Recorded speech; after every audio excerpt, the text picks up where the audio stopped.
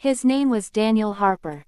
He was a single father of 2, and this was the most important day of his life. Daniel didn't notice the laughter at first. He was reading over his notes again, lips moving silently as he rehearsed sentences he had practiced in his car at dawn. His hands shook just a little, not from fear, but from exhaustion. He had worked a night shift at a warehouse, dropped his kids off at school, and driven straight to the courthouse with a knot in his stomach and hope balanced on a thin thread. Hiring a lawyer had been impossible. Every quote he received might as well have been $1 million. So he did what he had learned to do since his wife passed away 3 years earlier.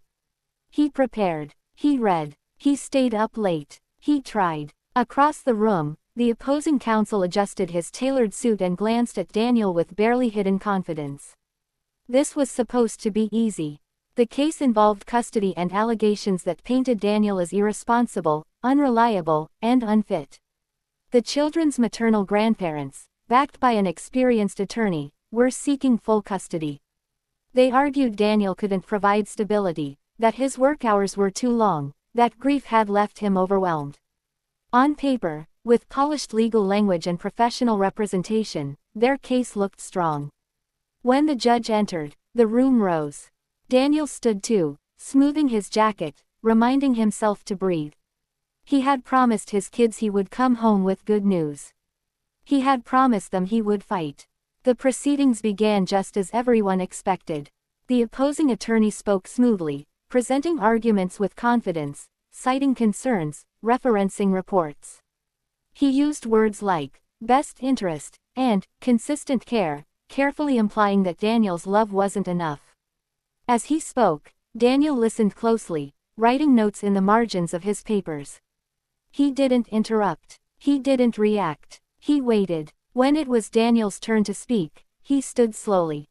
For a brief moment, the courtroom felt awkwardly quiet, the kind of silence that comes when people expect something to go wrong. Daniel cleared his throat. His voice cracked at first, and a few people shifted in their seats, bracing themselves.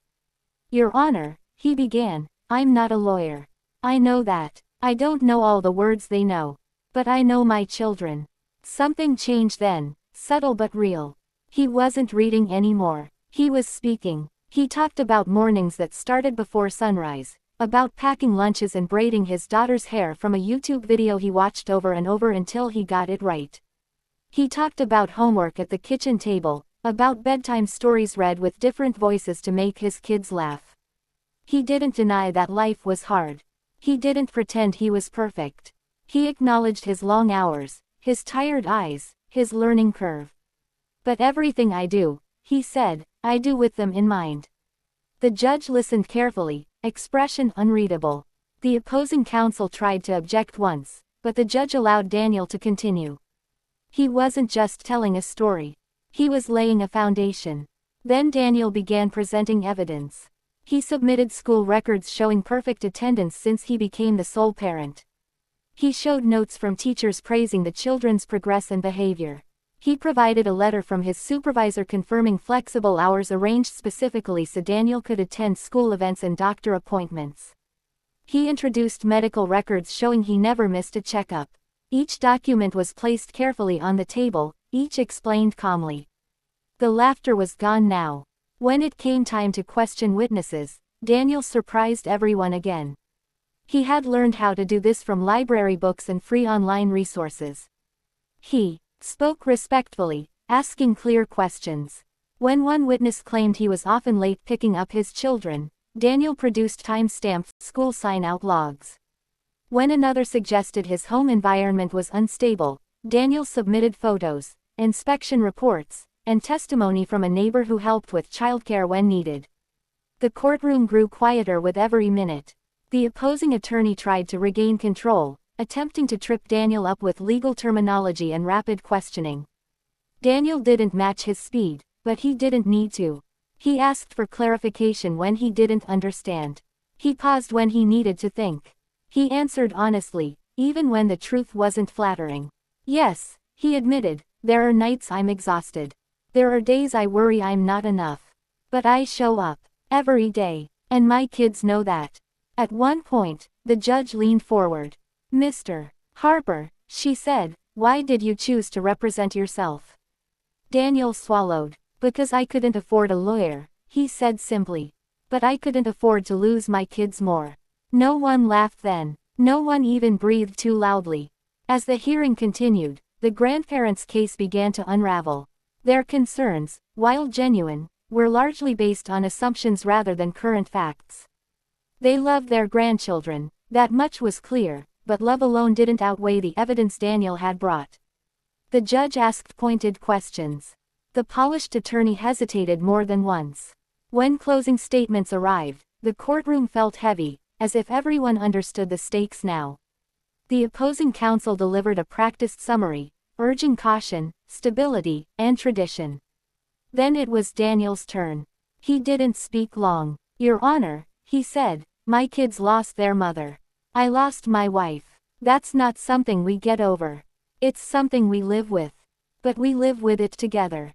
Taking them from me won't make them safer. It will just make them hurt again. I'm asking you to see what I see every day. 2 kids who are loved, supported, and home."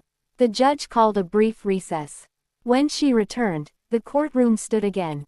Daniel felt his heart pounding so loudly he was sure others could hear it. He thought of his kids at school, unaware that their future was being decided in this quiet room. The judge spoke slowly, carefully. She acknowledged the grandparents' concern and involvement. She recognized the challenges Daniel faced. Then she addressed something else. "This court is often presented with polished arguments and professional representation," she said. "But the law is not only about presentation. It is about substance." She looked directly at Daniel. "Mr. Harper has demonstrated preparation, responsibility, and an unwavering commitment to his children's well-being. The evidence supports that the children are thriving in his care." The ruling granted Daniel full custody, with structured visitation to ensure the grandparents remained part of the children's lives. It was balanced. It was fair. It was final. For a moment, no one moved. Then Daniel sat down, his legs giving out beneath him. He pressed his hands to his face, not hiding tears this time. They weren't tears of victory, but of relief so deep it felt like pain leaving his body. As people filed out, some avoided his gaze. Others offered small nods of respect. The opposing attorney packed his briefcase silently. The judge left the bench, her decision already echoing beyond the walls of the courtroom. Outside, Daniel stood on the courthouse steps, sunlight warming his face. He pulled out his phone and dialed the school. "Hey," he said when his daughter answered. "Guess what? We're going home together." That story spread quietly at first. A clerk mentioned it to a friend. A reporter overheard part of it. Online, people shared it with headlines about a single dad who stood alone and won. But the real power of the moment wasn't in the surprise ending. It was in the reminder that preparation matters, that sincerity matters, that sometimes the quietest person in the room carries the strongest truth. Everyone had laughed when Daniel Harper represented himself. They saw a tired man without a suit, without a lawyer, without advantage. What they didn't see was the nights he spent learning, the love that fueled his resolve, or the strength that comes from having nothing left to lose except what matters most. By the time the courtroom went silent, it was already too late to underestimate him.